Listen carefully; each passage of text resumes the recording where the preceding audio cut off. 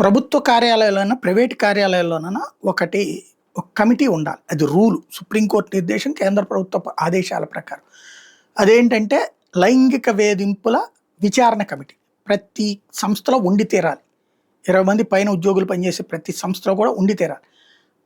అక్కడ గనక ఎవరైనా గనక మహిళ ఆరోపణ చేస్తే ఆ కమిటీ విచారించి వాళ్ళ మీద యాక్షన్ తీసుకోవాలి. ఇంటర్నల్ ఎంక్వైరీ చేయొచ్చు, ఇంటర్నల్ యాక్షన్ తీసుకోవచ్చు.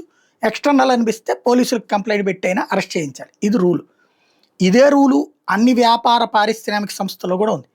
దీన్ని రాజకీయ పార్టీలో కూడా పెట్టండి. ఎందుకంటే రాజకీయాల్లో ఉన్నటువంటి మహిళలు కూడా లైంగిక వేధింపులకు గురవుతున్నారు, అన్యాయానికి గురవుతున్నారంటూ సుప్రీంకోర్టులో పిటిషన్ వేశారు.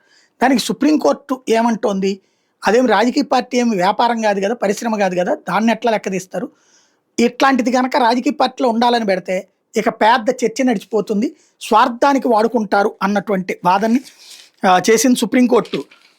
వ్యాఖ్యానించింది. పని ప్రదేశాల్లో మహిళలకు సురక్షిత వాతావరణం కల్పించాలని లక్ష్యంతో రూపొందించిన లైంగిక వేధింపుల నిరోధక పోస్ట్ చట్టాన్ని రాజకీయ పార్టీలకు వర్తింపజేయాలని అభ్యర్థన సర్వోన్నత న్యాయస్థానం తోసిపుచ్చింది.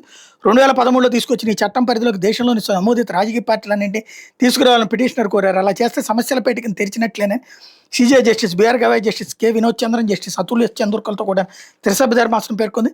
చట్టం దుర్వినియోగం కావడంతో పాటు బెదిరింపులకు ఇదో పరికరంగా మారుతుందని హెచ్చరించింది.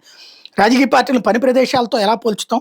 ఎవరైనా పార్టీల్లో ఇష్ట ప్రకారమే సభ్యులుగా చేస్తారు. ఇది ఉద్యోగం కాదు, పారితోషికం ఉండదని ధర్మాసనం తేల్చి చెప్పింది.